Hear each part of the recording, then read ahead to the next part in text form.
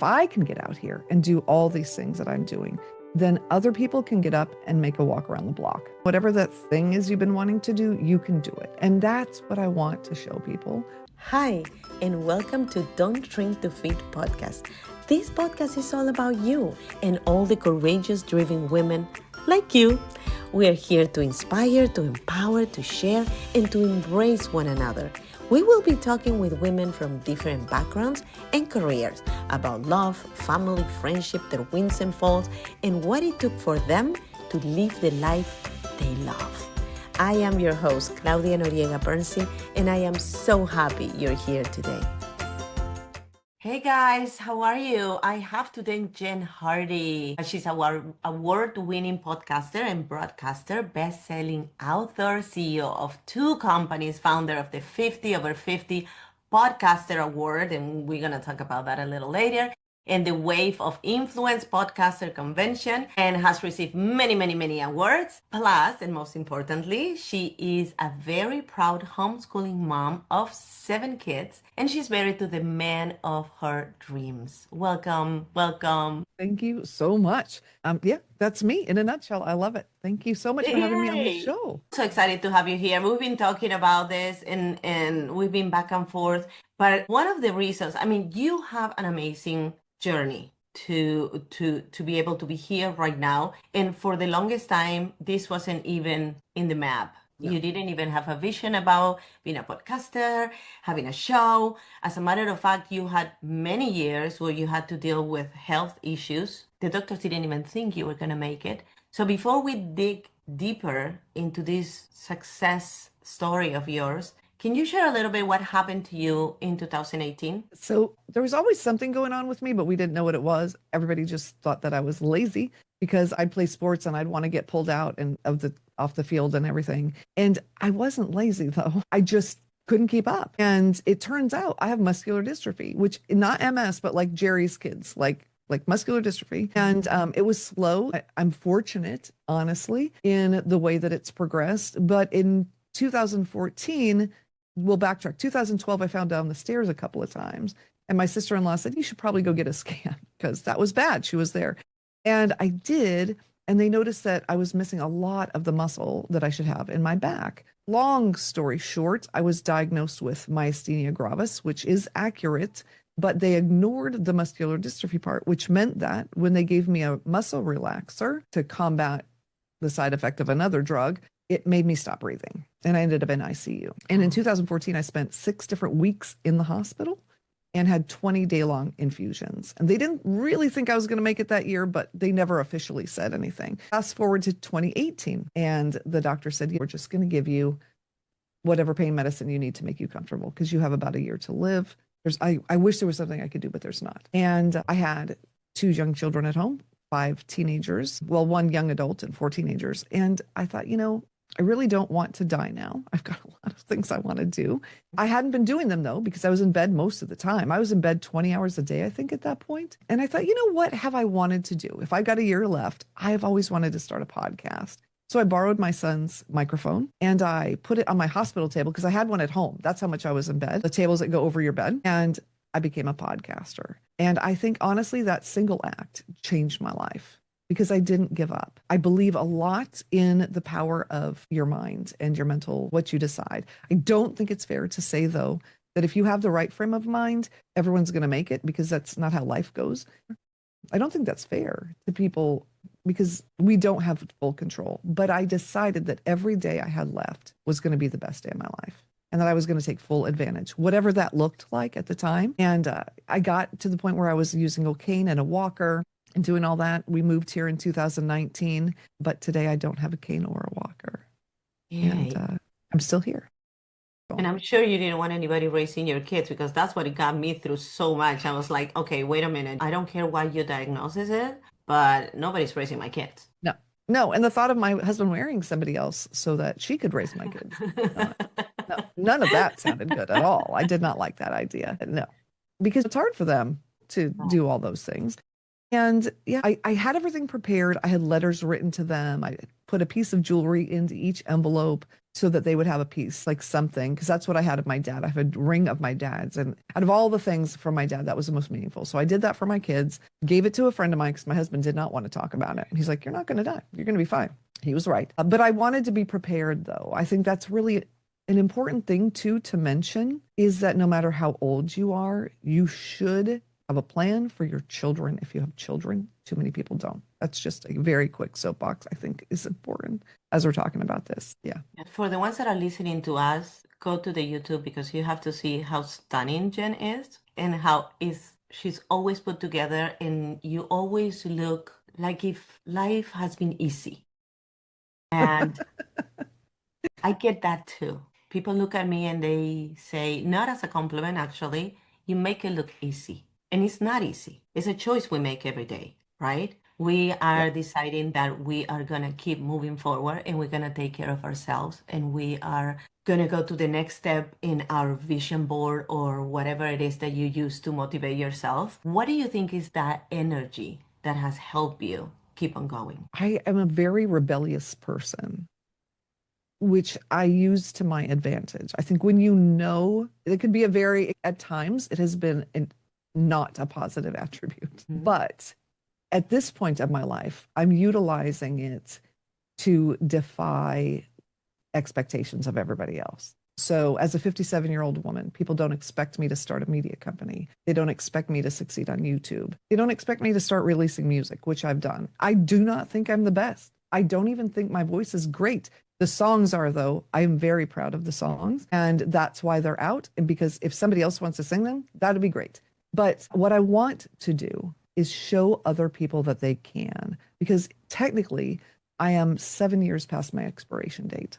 And if I can get out here and do all these things that I'm doing, then other people can get up and make a walk around the block, right? I mean, not necessarily start a company or do whatever, but whatever that thing is you've been wanting to do, you can do it. And that's what I want to show people. I think there's far too many able-bodied people that just feel stuck and like they can't, and I want them to know that they can. And if I do nothing else but help one person get up and do something they've always wanted to do, my job will be done. Right. And I know that for you, your faith is important. And we always think that the strength has to come from within, but it is also very important to have a good tribe, to have people around us that support us and that give us a hug or say something to us to empower us when we are in our lowest. Who were those people in your life? Who are those people? So my husband, number one, first and foremost, he is the most incredible person. He is the first person who knew everything about me and loved me anyway. And I love that. But he's just an all-around incredible person. And my creator compadres, I think, are number two, because nobody really understands the life that I'm living like they do. I am working on building a local social network, which I hadn't done since we moved here in 2019 because 2020 and all the things. And they will become that, also very important. But I don't know them well enough yet. But really the creator friends of mine that maybe my thing comes across their feed or something, and they'll reach out and they'll say, you know what, that was meaningful and I appreciate that. And coming from a fellow creator, that means so much. Yeah, for sure. You got to have the right people around you. You got to have that support. And you work very hard to be where you are right now, but you kind of had an overnight success though. You worked for 8 years and then suddenly, boom. How was that? It was phenomenally great.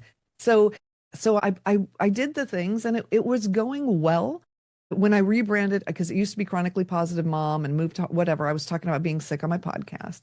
And I decided I can't talk about being sick anymore because when you talk about being sick all the time, it makes you feel sicker. And so I stopped and I changed to Fabulous Over 50, which doubled or quadrupled my downloads. It was great. And then everyone said, put it on YouTube. And I thought, oh, I have a face for radio. I do not need to put my podcast on YouTube. But I thought, try it. And if I'm going to try it, I would really like to do my shower thoughts because no one does shower thoughts from the shower. And they're shower thoughts. So I blinged out a robe, very modest because I didn't want to be some sexy grandma, none of that. And I batched out 100 and I put up one episode, one long form, and 3 shorts a day for a month. I scheduled it all out and I went on vacation. And like you said, 8 years I had been on YouTube, and I had 38 subscribers. And I even did a 30 episodes in 30 days segment during that time. Still only had 38. Went on Exhausting to vacation. do What's that. that? Oh, it was Exhausting. 12 hours a day for 30 days and nothing. Like I got a subscriber. And when I was on vacation, we checked my stats and I went, oh, people are watching. This is crazy. I was monetized in 3 weeks at 250,000 views my first month. And I got my first partner manager at 2,400 subscribers and my second one at 9,000. And usually you need 100,000 to get one. Something was working and it felt really, really good. And I did something that was exactly the right thing to do at the time. And now I'm doing the exact opposite. So I put this interview out and it was of a judge that is YouTube famous. And so I had all these people that like watching live streaming courts, because that's where I found her, say, we are not over 50, because I called it Fabulous Over 50. And we're not women. We want you to change the name of the channel and do something different. And I did. I changed my podcast name to Voices of Justice. Well, I still have Fabulous Over 50, but I created Voices of Justice and interviewed judges, lawyers, legislators, and formerly incarcerated people who were doing great things. And it took off like crazy. And it was great. And it was wonderful. And then last month, I decided I'm going to do what I want to do, though. And so I'm bringing it back. And the algorithm is going to learn what I'm doing and it's going to be okay. But the numbers, I have to be full disclosure. It's terrifying. But in the past year and a half, I went from 38 subscribers to 157,000. And I have faith that it's going to come back up again because I will be doing both what my audience would like, potentially a new audience, some of them, but what I know needs to be done. And right now, that's what has to happen. But you always have evolved with what's happening in the world. And the last time you and I had a chat, because we have chats with our you audience, we talk about AI, and I wanted to pick your brain about that.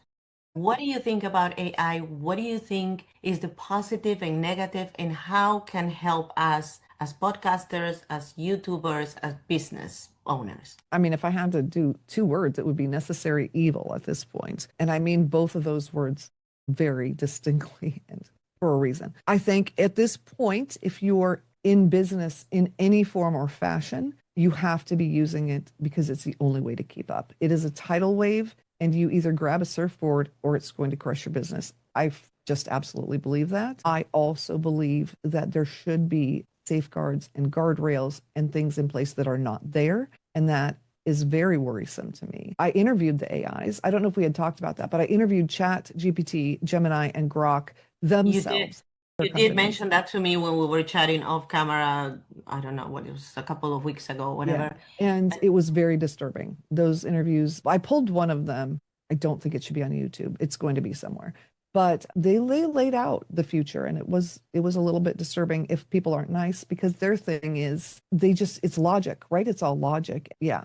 It just wants people to be nice so that it can be nice to us, was the bottom line. And so, I find that unsettling. I also find unsettling the fact that children are using it and not doing schoolwork and they don't have to think. I don't like that at all. In fact, the head of ChatGPT, I was listening to an interview of the president of ChatGPT, and somebody said, well, what will life be like for a college student graduating 5 to 10 years from now? And his response was, why do you think there will be college 5 to 10 years from now? Because there won't need to be, because people will get everything from AI. And I think the mental gymnastics that schooling provides and the ability to process information and think has the potential to be much lower if people just put everything through that. So it's concerning. And I think parents, if you're listening, really need to make sure that you're on top of that, because there's also a whole relationship thing. Grok, from the age of 12, you can build a relationship bot with it and the whole deal. And all of them you can.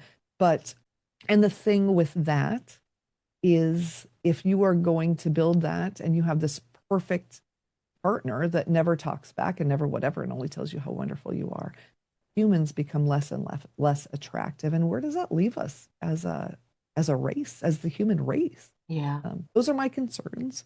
Now, artistically and whatever, it's a great help. It can give you outlines for things. I mean, it can fully write things for you. I'm not a fan of that. But it can give you outlines and can do all these things. And if you want a logo, you can get one in 30 seconds. You can do all these different imagery things. And I've made some music videos that are stunning using some of the software. But like I said, there need to be some kind of boundaries. And guardrails as well. And I think it's also important to remember that there is no emotions. So we are teaching our future generations that not feeling, it's okay, just thinking. So little by little, we're replacing a whole part of who we are by using only AI. I was watching a show last night on TV that they were, I think it was 2020 or Dateline, I don't remember, but they were talking about these moms that went to Congress, I think it was, to ask for a bill.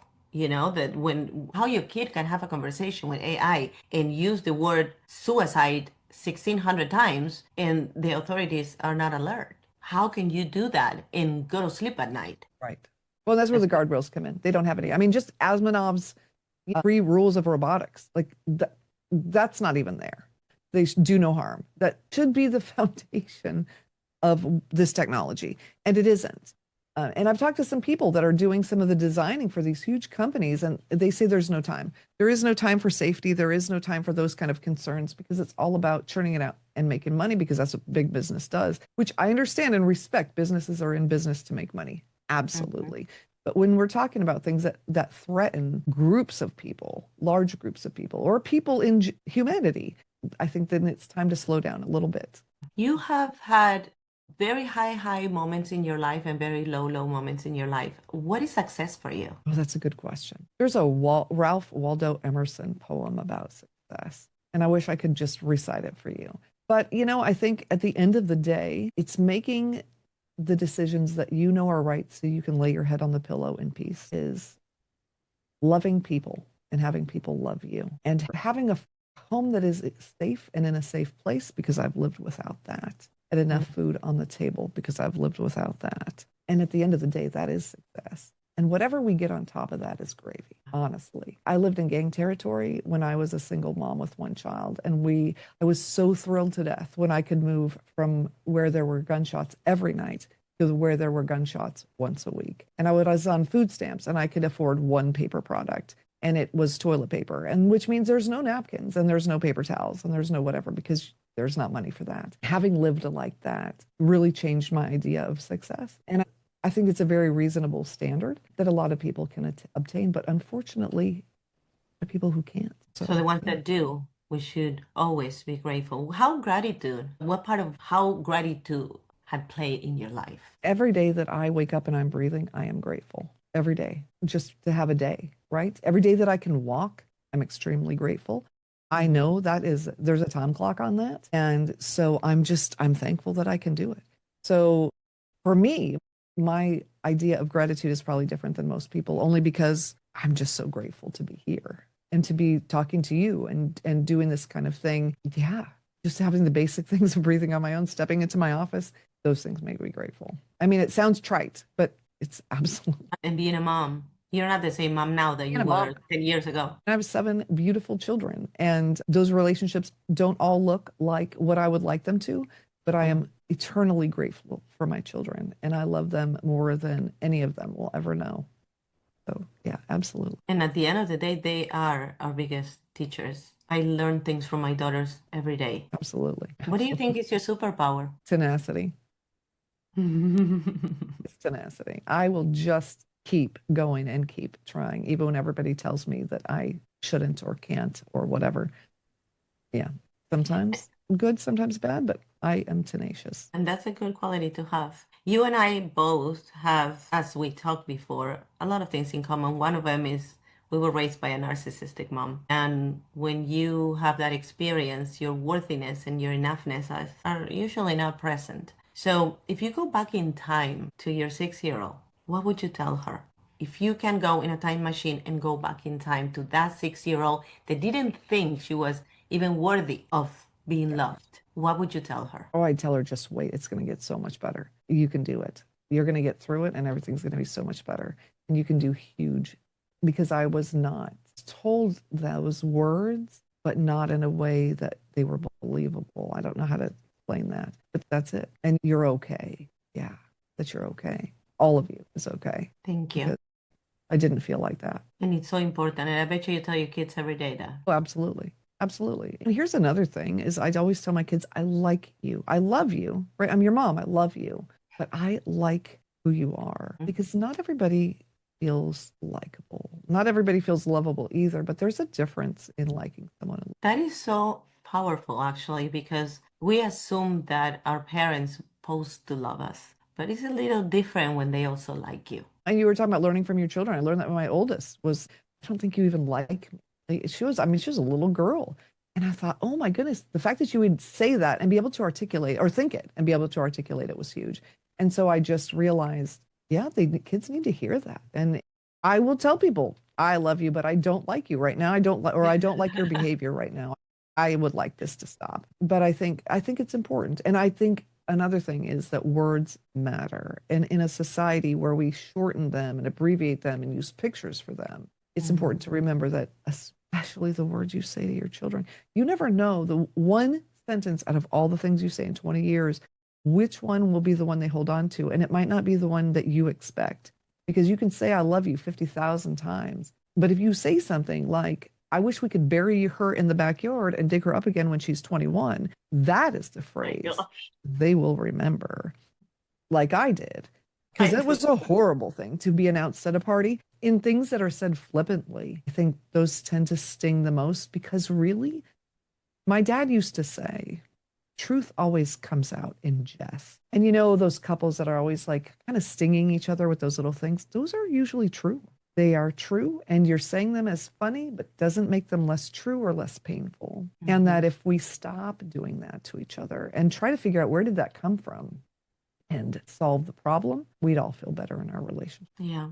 Well, we also think that it's somebody else's job to make us happy. So when these situations happen, we're like, wait a minute, you're supposed to make me happy. You're supposed to make me feel this, and that. And it's not their responsibility, it's your responsibility. So one thing I have learned in my journey of healing is when somebody, and because I had a mom that used to say nasty things to me, I just don't want that gift. So when somebody comes nasty to me, I'm like, no, thank you. You can keep it. I don't want it. That's that. Yeah.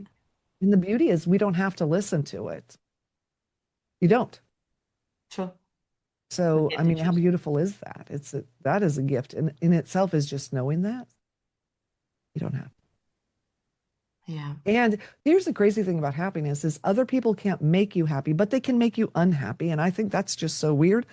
But you're right. I mean, we take what other people do and say, and we process it and make decisions about how we're going to feel about it, even though you may not realize but you are making the decision. And I'll give you an example for somebody listening. My husband, I had been doing some music, and I played a song for my husband, and he got angry. I said, why are you so mad? And he said, you're going to get in so much trouble. So what are you talking about? You are going to get in so much trouble. I can't believe you. And I had genuinely no idea what he was talking about. And he goes, when they find out, you're going to get in trouble. And I said, okay, you have got to tell me. I have no idea. And he goes, there's no way you're writing this. AI is writing this. You're passing it off as your own. And I said, I am not. And I've got all the iterations of every song I've written so that if anyone questions, I said, but I think what you're doing is giving me a compliment. And he said, I am not. I am angry. And I said, no. What you're saying, this is so good. You don't think I could do it. That is the biggest compliment you could have ever given me. And he was still mad. And then I showed him all my notes, and he saw it, and he went, oh my gosh, you can write music. I didn't know you could write music. But I chose to find the good in what he said. I chose to dig deep into what he meant instead of fighting with him. Right. And I think that is right there. And not that I'm great at that. One example of a time that I did do it right, and I like sharing it because I think it's important if other people could do the same thing, knee deep in an argument, or when one is starting, to realize what exactly is the other person saying, because it might not be what you're hearing. What you're hearing, exactly. Because it all depends on where you are in your life, your limiting beliefs, your experiences, what you have lived, and what you expect. It goes through so many filters. It's crazy. You can say the same thing to 10 different people, and they're going to get total different reaction out of it. Yeah. Absolutely. Yeah. Tell me what's coming for you. So what is coming? Well, a couple of things. Number one, the wave of influence. I'm very excited. I put together the conference that everybody says that they want, and it is a proof of concept. It is one track of the best speakers, extra time, quiet music in the evening, so people can actually have conversations on an island, on the beach, There's really nothing more. And the price point is about what you'd spend at another conference if you added it up, but ours is all inclusive. So it's like a party for 300 of my closest friends, and I'm so excited. I've got Meta coming. I'm in talks with another very large global company. And if they can come, that will really seal the deal. And I'm very excited about that. And I'm working with a team on launching a whole new Jen Hardy thing. And I'm very excited about that. It's going to start in 2026. And I'm consolidating everything I do under my name because right now I'm all over the place. And I'm going to start helping women, specifically over 40, more over 50, a little bit of everybody else, get unstuck and start realizing they can do the things. Because if I can do the things, anyone can do the things. And I want people to know that they can. So that's my goal in 2026 is to help as many people as I can start living the life that they've always wanted. I love that. And the 50 over 50 podcaster. And the 50. So we're changing it a little bit. This year, we're not going to award 50 people. Mm-hmm. It was a lot of people. It was the perfect launch for it, though, because the world needed to know. Everybody said there's not even going to be 50 people that apply. Well, that was not true. So, but this year, we're going to do the over 50 Creator Awards, and that will be at our event. So we're opening it up to creators of all kinds because podcasting is kind of moving to video and it's getting, so we're going to do that. And I'm very excited. That will be on May 2nd. And nominations are opening next week for that. My husband's actually doing that this year. He's taken it on and he is going to get everything together. And we have got for that, I've got to tell you, I'm so excited. Nez O'Donovan is the founder and editor of Jeunissima magazine, the French magazine, and she is going to fly here and be part of the awards and be part of the event and could not be happier. I'm so excited and I can't wait to register. I was blessed to win one of the awards last year. And I know this year is going to be a little tougher, but I'm excited to be part of it. And I am so excited to have you on the show. I am so happy we got to finally book this. Even though I'm older than you, I want to be like you when I grow up. And I can't wait to see the things that we can do together because I know that we have the same vision for the world. We want to stop the patriarchy. We want to help women find their voice and empower them. And I think you're doing an incredible job with that. So thank you. Yeah. Oh, I love you so much. Thank you so much for having me here. It's been wonderful. I love you too. Thank you all for listening to the Don't Shrink to Fit podcast. If you like this episode, please write a juicy comment below and subscribe to my podcast. Remember, we can only fly if we embrace each other. Until next week, be happy, be safe, and be kind to yourself.